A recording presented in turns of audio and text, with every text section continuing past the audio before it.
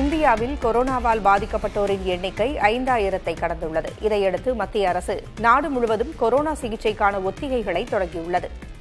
Corona சிகிச்சை வசதிகளின் தயார் நிலையை ஆய்வு செய்யும் பொருட்டு இந்த ஒத்திகை நடைபெறுகிறது. மேலும் ஆக்ஸிஜன், படுக்கைகள், அத்தியாவசிய மருந்துகள் இருப்பதை உறுதி செய்யுமாறும் மத்திய அரசு அனைத்து மாநிலங்களையும் அறிவுறுத்தியுள்ளது.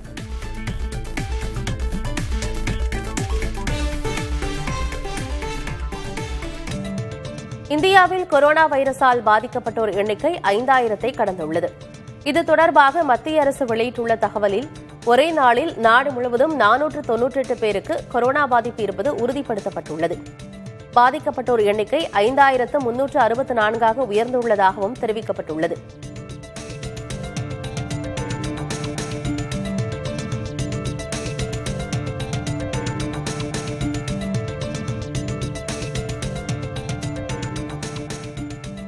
கொரோனா பாதிப்பு அதிகரித்து வரும் நிலையில் கர்ப்பிணிகள் முகக்கவசம் அணிய தமிழக சுகாதாரத்துறை உத்தரவிட்டுள்ளது.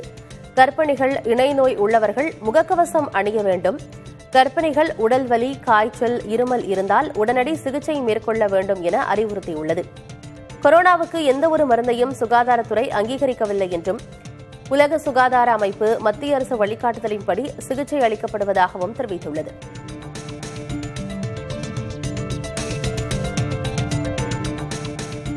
விழுப்புரம் மாவட்டத்தில் கொரோனா தொற்றால் பாதிக்கப்பட்டவர் சிகிச்சை பலனின்றி உயிரிழந்தார்.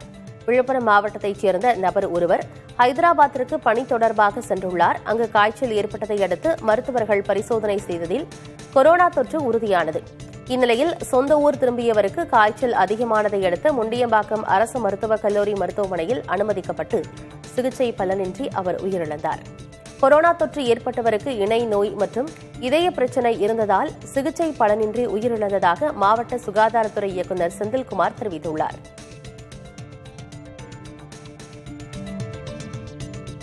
இந்தியாவில் கோவிட்-19 பாதிப்புகள் அதிகரித்து வரும் நிலையில் தனியார் மருத்துவமனைகள் பரிசோதனை மையங்களிடமிருந்து பொதுமக்களுக்கு தேவையற்ற கொரோனா தொற்று பரிசோதனை செய்து கொள்ளும்படி விளம்பர அழைப்புகள் மற்றும் குறுஞ்செய்திகள் வருவது அதிகரித்துள்ளது.